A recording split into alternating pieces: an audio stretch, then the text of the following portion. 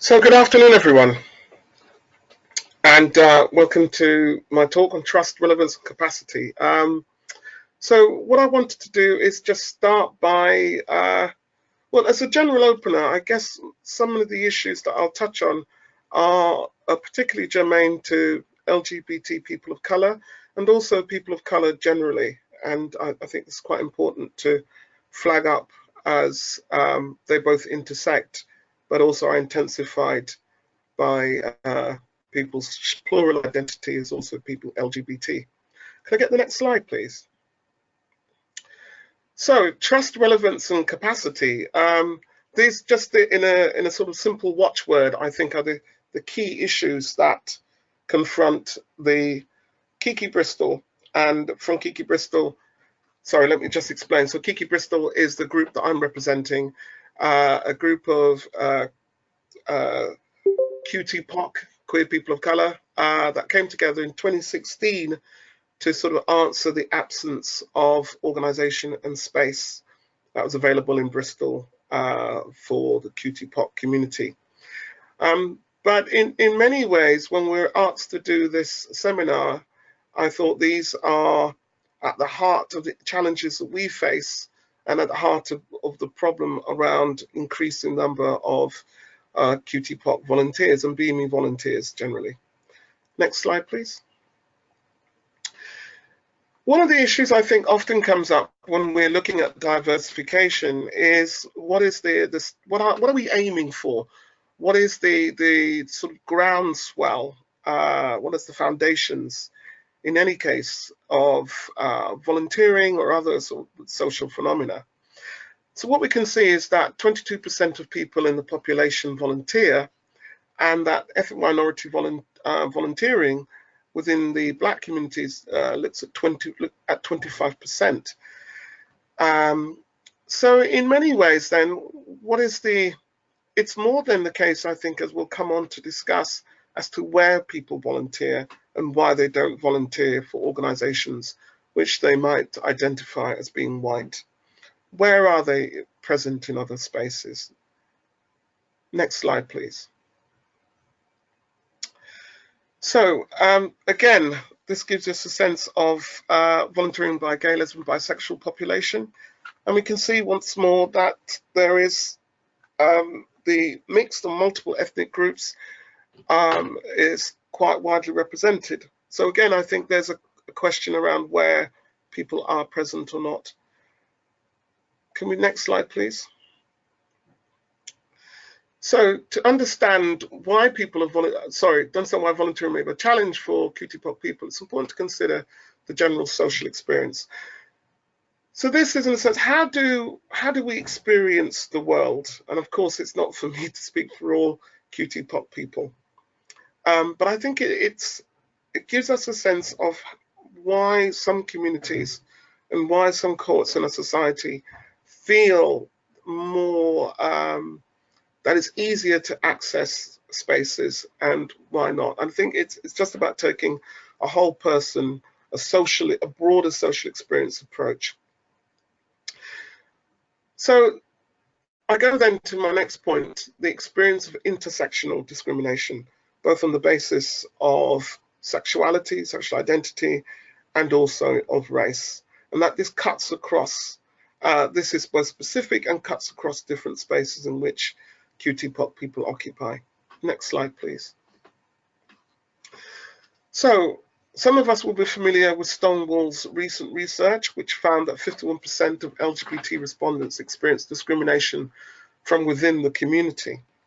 And certainly it was the case that as a member of Kiki, and also through research that I conducted in Bristol previously, that there were multiple experiences of discrimination that many QT people had experienced. I think it's important to say some of this came out of, I think, a general racism. So I think we'd like to think that if we have suffered discrimination, then that actually we would be more alive to discrimination against others. And unfortunately, I think that's quite idealistic. And so that white LGBT people can be as inclined towards discrimination implicitly or explicit bias microaggressions as the non-LGBT community. But I think there's also something else within that too, and certainly within the club environment and so on. And that is, I think, the legacy of or even the sort of pervasive discussion of homophobia within QT-POC communities, or rather, sorry, within BME communities. And that often means then that QT-POC people are assumed to be sort of are tarred with the same brush and not seen as specific and individual, or even members of the LGBT community. So certainly I've experienced being sort of turned away or double questioned on the door. And it's a sort of defensive reaction, which on the one hand one can understand with the sort of prominence of certain kinds of murder music. But on the other hand, it in some ways is erasing that presence of the QT-POC community and the contribution it's made, and actually its own struggles against those tropes within the music culture, not just the white music culture, sorry, the BME music culture, but also within a white one. So discrimination took the form of feeling excluded from LGBT spaces, racist language and behavior. There's also a different kind of exclusion, and that's in some ways when the codes of the club or social environments really are designed not to cater for or to presume that your presence. Sometimes there's an intersection between faith and race, and so in that intersection, again, one is presumed. How can you, for example, be a Christian and LGBT? And so faith can be seen again as, and this can sometimes come up in casual use of language, but an idea then that it's antagonistic to LGBTQ identities, which presents problems for QT-POC people who may still adhere to their faith and be navigating their own theological and religious journeys. Next slide, please. So, as in heteronormative and online and physical spaces, BME people experience online abuse and or exoticism. And just to take this quote, so what I'm trying to do is create a picture of the world in which QT-POC people often find themselves. And we know that within the online dating culture, people don't pull any punches when it comes to the exoticizing or the discrimination against QT-POC men and women. So gay men make no fuss about ordering their men a la carte, from weight to hairlessness to masculinity. And in the safe cover that dating acts occupy, no spice, no rice, no curry, no chocolate. And that's from a Korean American who wrote this article reflecting on his own experiences. Next slide, please. So to just give a breakdown of this sort of typology, no rice is Far East Asians, no curry, South Asians, no chocolate, African descent.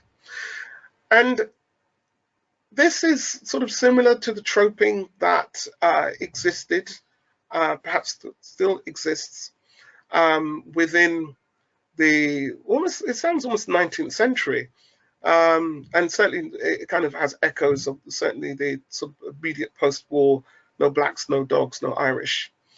But while we occupy a certain polite society, it's these sort of informal networks, the online world in which a reality of how people relate and are discussed and talked about is revealed. So it becomes very difficult then, or these are factors which are lurking in the background when it comes to how we want to be in spaces. Do we want to be in spaces in which actually this informal language and othering may still be present, but just hidden? Next slide, please. So by contrast to the previous slide, no rice, no chocolate, and so on, there is, of course, the objectification of black bodies. And again, this has its parallels in the heteronormative so-called world. So this is a quote by Jeffrey Ayovana. Forgive me if I've stumbled over the pronunciation. And this is in a conversation with a friend. Black men are for fucking, white men are for bringing home to your family. So this kind of, again, this sort of form of online objectification is what many people experience in their private circles. And again, takes the way in which one, or the degree to which one may wish to interact and relate outside of one's private life. Next slide, please. And this too, this sort of so-called language of, ironically given as a form of a celebration, but in fact has its own problematic associations. Just as to use borrow the term, to use or revive that term, sorry, N-word, the N-lover, then a white man who prefers black men is called a dinge queen, rice queen, again, for a person of Asian descent. And this is something, this sort of exoticizing is something which intersectional artist Travis Albanza has spoken about in their work, dating and not being regarded as enough of a black man, not fulfilling the sort of trope. You're not the masculine I ordered, because again, not fulfilling that stereotype. So what we're finding is then that people's private experiences, even if this is of course not suggesting this is entirely the case, but within communities that leads to a suspicion that is this lurking in the background. It sort of heightens the reservations and reserve that people feel. Next slide, please. So there's an ironic situation that often occurs too, so moving on, and that's black flight from white spaces. And that actually one's degree of confidence and therefore willingness to be in a space often depends on whether you enter the room and see that there are others like you.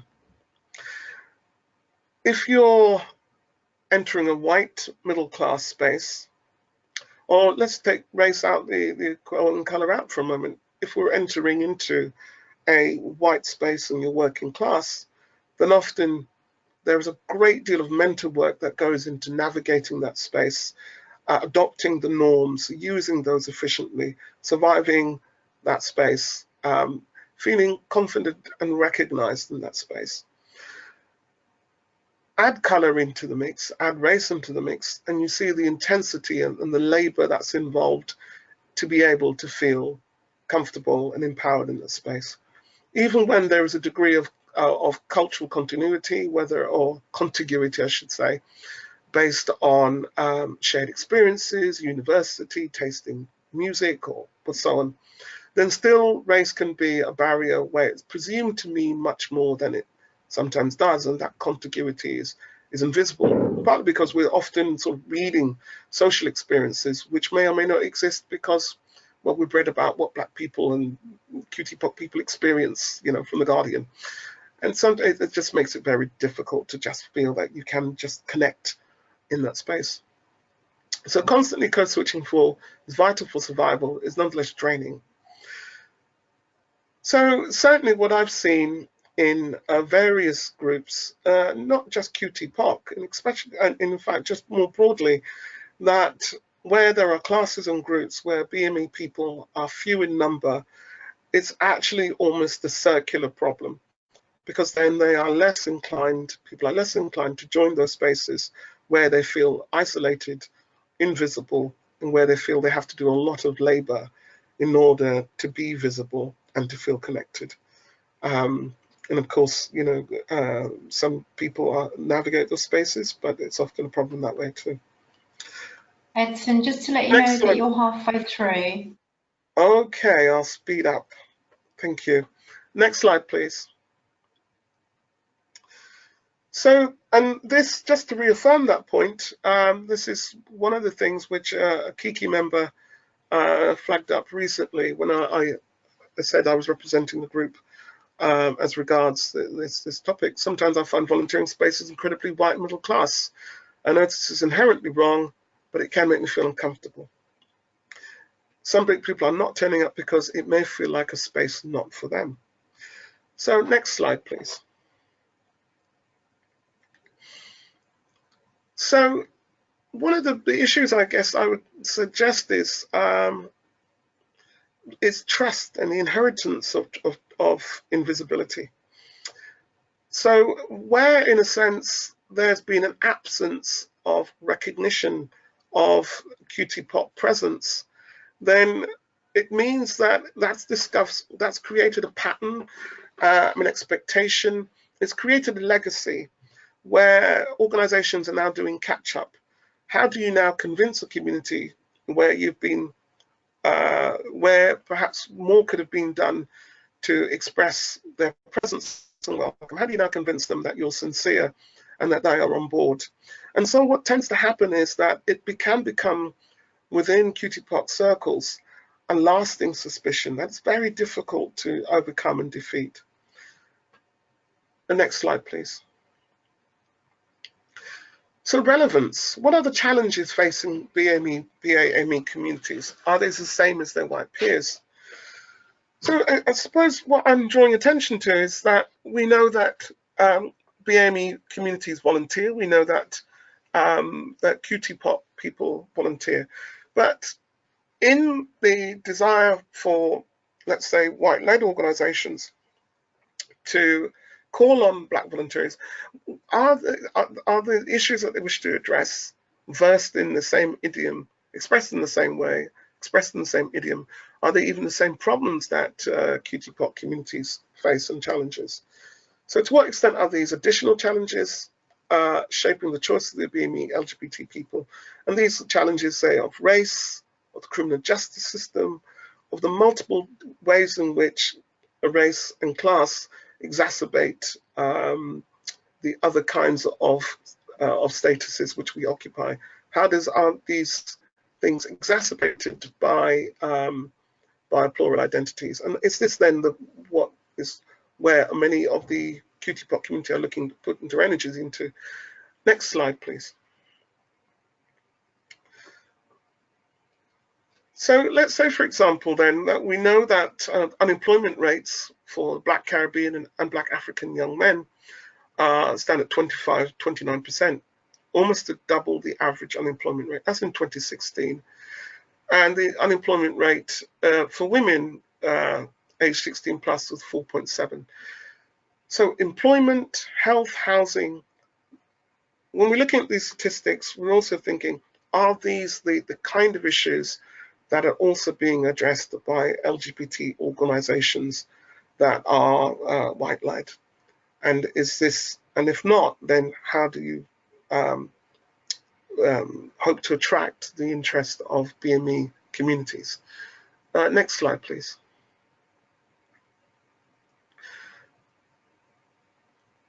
So again, exclusion, and I won't talk too much about that, but just highlighting that education exclusion, and so these are intersectional issues, basically, that QT-POC community, part of multiple BAME communities, are also at the forefront of challenging school exclusions, housing, employment, and so on.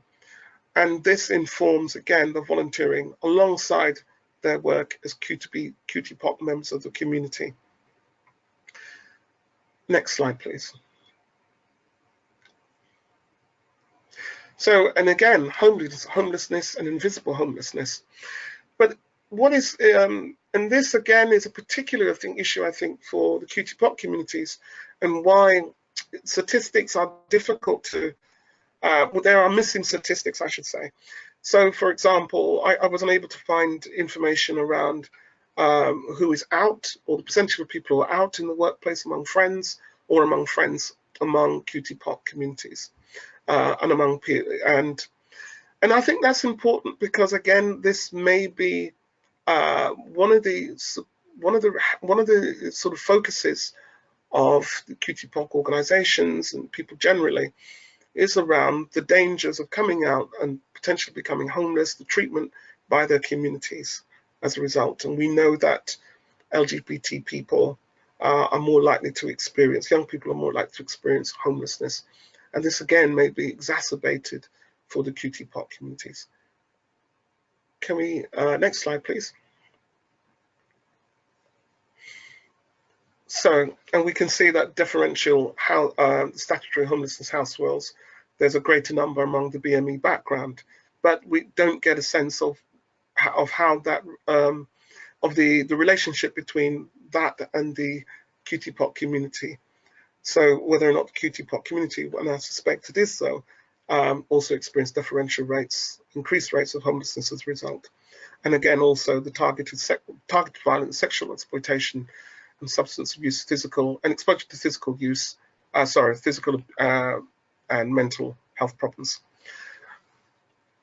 So it's a double bind then to qualify for LGBTQ support could also mean losing QTPOC social circles. So this is one of the focuses and one of the challenges for QTPOC organizations is how do you support members of the community who are not out, who are at risk of becoming homeless, at risk of physical violence.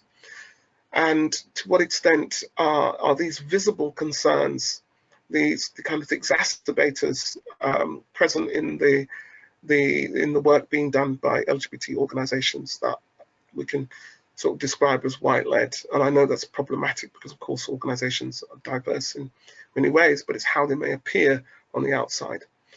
Next slide, please.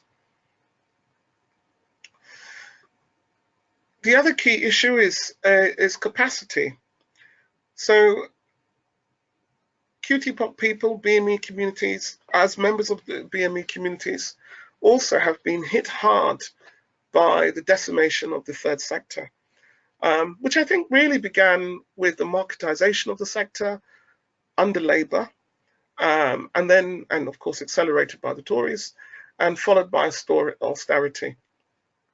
And certainly in Bristol, what we've seen is the collapse of many voluntary organisations that provided support within communities.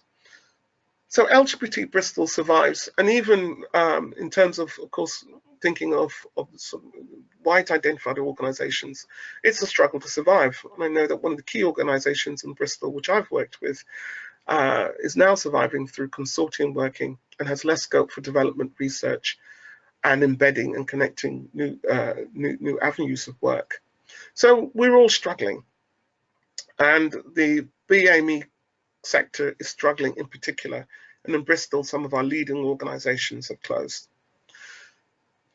And that means then that these issues of capacity and connection are even more fragile. There's fewer resources available. There is even more potential for burnout and overreach and stretch by people within their communities, both statutory and voluntary. And so therefore, it's difficult to volunteer, and people volunteer given the lack of capacity in what they see as unique and culturally relevant spaces. Next slide, please. So just to reiterate, few organizations, few resources, and it just reiterates the point I said earlier about the concentration on firefighting in issues that may seem to face the community in particular, whether QTPOC or BAME generally. And that means then that so we know that connectivity means that, and joint working can mean that we can face common struggles together, support each other together. But often that needs time to reflect and see the offer of joint working. And it's difficult sometimes when you're firefighting to stay alive. Next slide, please. So in some ways I've flagged up many problems, but here's some thoughts. And we can build up and crucially sustain relationships. So the key thing is, how do you build connections with existing QTPOC organizations, BAME-led organizations, to increase volunteering? This goes to the heart of trust and capacity. And if we are all living in a world in which we have limited capacity, but that there are community partners which have the trust of their community members, QTPOC or BAME, generally, and intersecting. If work with those partners, because in some ways they are the hand holders, they are the ones to which trust is deferred, which will allow people and give people the sense that actually volunteering generally is something that they wish to do.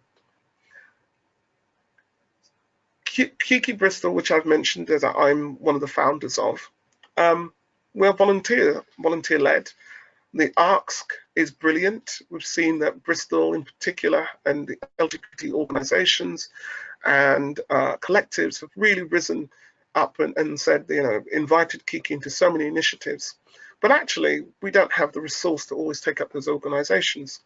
Kiki's at a particular stage in development where, in some ways, many of our volunteers don't want to sort of rush into being seen as opportunities being paid. But certainly, I think down the line and with other organisations, it's really important to kind of think of what is the asymmetrical resource relationship. That if you have more resource, with financial or otherwise, how can you support a community partner so that they can work with you more effectively, so that they can attend meetings, so that they can market opportunities, so that they can work with you on marketing opportunities, on placing information, on language shifts, on what will work to increase volunteers. But they need the resource to do that because, again, this may not be their priority focus and why they came into existence, even if they do recognize and want to support. Understand and actively support the priorities of BAME and QTPOC organizations. So bear in mind that there is an intersection of needs, but there are also specific things which the QTPOC and BAME communities face. And in some ways, the great allies are also really passionate about, and I hesitate on the word allies, I say great friends are as passionate about what their friends are suffering from, their causes and their interest. So rather than thinking, how can we increase volunteering, but also think, how can we support campaigns? How can we be visible, whether it's side by side or as a supportive, but who's backseat passenger role? How can we make ourselves visible in that way, so that then the message is clear that our interest is equal, and also also encourage people to think, well, actually, history has shifted. We are visible in these new in these LGBT spaces where there hasn't always been the case, or seemed to be the case in the past. Last slide. Offer a variety of volunteering roles for those who cannot be out. So the demographics of a city really shift the impact and the visibility that people may wish to have. So in a city of a relatively small BAME demographic, you're also talking about very close and intimate connections between communities, perhaps different for students and so on, a transient within a city. Well, for QTPOC people who've been resident in the city, may be in networks in which they are not known to be members of the QTPOC community. Actually volunteering, especially in high-profile events, is effectively outing them. And again, depending on what sort of social situations they occupy and the personal and private situations, that exposure could lead to ostracism, could possibly even lead to violence. So think about what kinds of volunteering roles and how you can also be mindful that of these issues, so that people understand. Yes, people understand. So patience, there is a gap, a trust gap, a relevance gap, and we're all playing catch up, both to learn to trust and also to learn to correct and to move forward positively. Now, the other question, so what is the likely point, I should say, what is the likely number of LGBT participants, but other the participants you'd like to reach? I think sometimes when we think about diversity, I think one of the missing points, I think, is that we can become very exercised about a lack of diversity. But what is the demographic reflection? What does that mean for the population? So in a city like Bristol, a smaller BAME demographic, a smaller QTPOC demographic, what would be a good marker for representation to know that we're making some inroads what would that look like? And of course, it'd be great to aim higher than that, but I think it's important to kind of be able to base your campaign, your reach, on the available demographics. Otherwise, it's all a little bit woolly and can actually feel that and untargeted, and I think can create more anxiety around diversity than actually some clarity about what the likely response is, and then being able to target that. Thank you, Dr. Burton. We've come to the end of your half an hour. Thank you. Do you just want to run through the next couple of slides very quickly? This is just some references, and if there's an opportunity, I'll supply some more in the coming weeks. So yes, just some references to chase up, which I referred to here. But again, the key thing I would say is there's a lot of research that's missing that I think is quite important if we are to understand the challenges around volunteering. And I think it's the intersection, things, for example, like where are QT-POC people volunteering? Where are the BME community volunteering? We know that people volunteer in church contexts, in informal networks, and so on, which means then that may be their main focus. But also, if they are volunteering in those contexts, we know that volunteers are often up for volunteering in other contexts. These are the partner groups that you want to be aware of, especially as sometimes if they're informal networks and there's shared there's resources that can be shared as a way of encouraging them, then you know these are groups to partner with. Yeah, I'll stop there. Thank you very much. And Lucy, if you could just run through the next couple of slides, please. So these are organisations that Dr. Edson's involved in, and then the next slide is also how you can get in touch with him. Is there anything you'd like to add, Dr. Burton?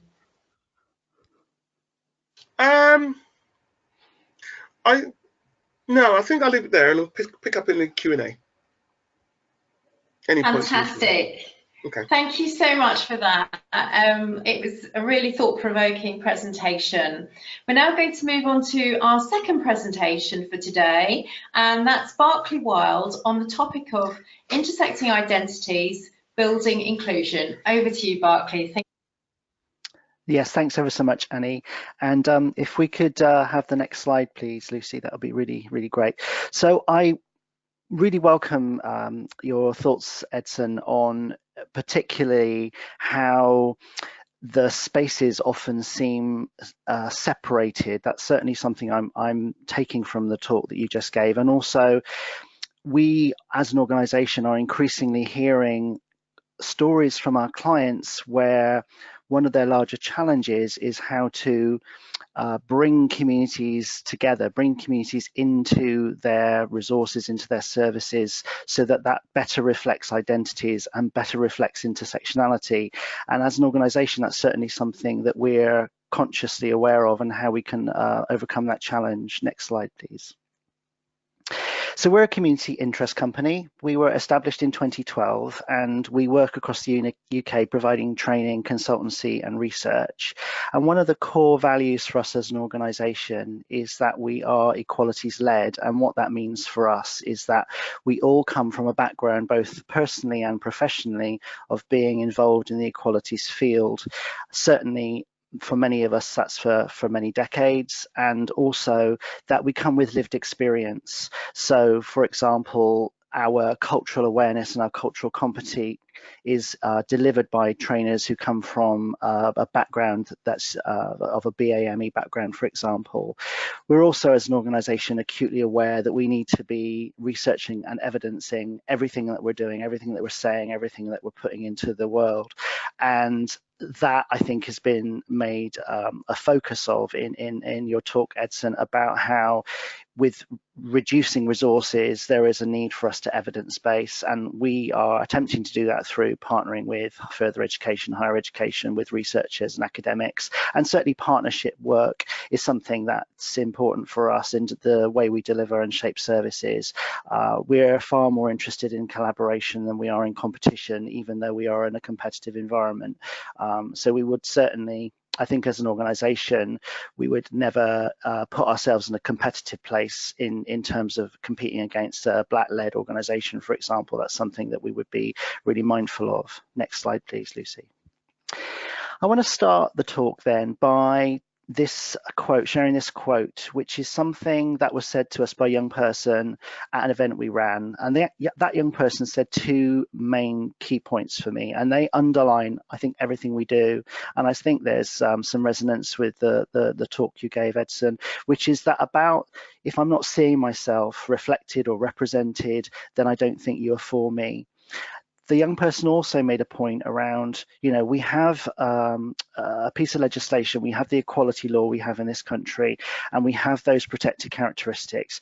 And if we see ourselves reflected in services, in groups, in organisations, then we are more likely to trust that organisation. We're more likely to want to go and access support because we see ourselves. And I gave this talk to a client at their annual general meeting, and I said, I'm going to pick up a resource, a publication, a booklet like your annual report, and what am I going to see on the front cover? I'm going to see white British, a mum and dad, two kids and a dog. That's the representation I see. And I sat down after my talk. My colleague who was sitting next to me put the hot off the press annual report of the client organisation in front of me, and it was literally that image on the front cover. I hadn't seen it. I was just talking in a general term. And so I went to challenge the commissioner, the client, at the break time, and they said, oh, well, if you look on page 30 or page 32, you might, you'll see our equalities page. And they were really proud of that. But I think for us, it needs to be at the forefront of everything we're doing. We need to see representation. We need to see ourselves reflected. Next slide, please, Lucy. And in a sense, we don't have a level playing field. There are barriers and there are obstacles, and we can make some adjustments. We can shift from equality to equity. We can remove those barriers. We can take those physical barriers away, those virtual barriers away, whatever it is we can do to actually ensure that as organizations, as services and groups, we are becoming more inclusive. And that's across the board. It's not just about one particular intersection. It's absolutely across the board. So there are things that we can all do as organizations to make those reasonable adjustments, to take away those barriers. And when fear of discrimination or fear of othering or fear of just being isolated or in a situation where you perhaps are literally having to fight your corner, it really does challenge individuals when they're accessing and coming to groups and wanting to work for organizations or engage with services or seek support or seek help. Next slide, please, Lucy. So this is a model that we've adapted from a publication called Describing the Emperor's New Clothes. It's a way in which we work with dominance and oppression and how we try to explain intersectionality. And this model is particularly based on the notion of power and privilege. And so in a sense, as any model, it's not saying it's the default, it's not saying it's right, it's just helping us to try and understand what are often quite complex notions, complex kind of theories. And basically the model is saying if we're above the line, if we're above that horizontal power line, we're doing well, we're doing okay. And if we're below the power line, then we're doing less well. So for myself, I'm a white man, I have white privilege, I have male privilege, but I'm also a gay man, I identify as queer. And so in a sense, some aspects of my identity will give me more privilege, more domination, and I'll have more access to resources. And in other senses, other parts of my identity will mean that I have less access to power and privilege and other resources. Next slide, please. And equality is not like pie, is it? That when you're accustomed to privilege, equality can feel like oppression. Yes, that's the sense, but actually we can all have equality and we won't run out of it. It's not like we're cutting up a slice of pie and we're going to give each other a piece and then it will run out. We can all have access to that equality, and we can all build on those issues around capacity. Next slide, please. The impact, though, of all of those issues on individuals, particularly around minority stress, can impact upon many aspects of identity, many aspects of behaviour, things like mental health, self-harm and suicidal ideation, thoughts and feelings, etc. But the core of that is that it can actually impact upon who we are as individual people, as the whole of our identity, and that can lead to loneliness and isolation and mistrust and all those different areas in terms of minority stress. And there's work that needs to be done as a result of all of that. Next slide, please, Lucy. And any organisation, any group, any service can enable this change to happen. Culture change takes a long time, and I don't have patience. I want culture change to happen. And so leadership has to be involved in this. It has to be at every level of any group or every level of any organisation. It can be things like policy change and monitoring and training and recruitment, etc. We can also take positive action, you know, things that can actually lead to, instead of the burnout that happens often from minority communities, from equalities groups, being the only people that are standing up, or the individual within an organisation standing up and saying this is the things that need to change. We can all do that across all organisations, and leadership has to be an important part of that. Next slide, please. I just want to finish with that quote from Joe Cox, that we are far more united and have far more in common with each other than things that divide us. And last slide, please. That's just a way of getting in touch with us. Thank you, Annie. Fantastic. Thank you very much for that, Barclay. Really interesting presentation. So we're now going to move on to the Q&A session, and I'm sure that there are going to be quite a few questions coming our way. So just a few notes. So Lucy's now going to switch off the recording, and she will start writing fast and furiously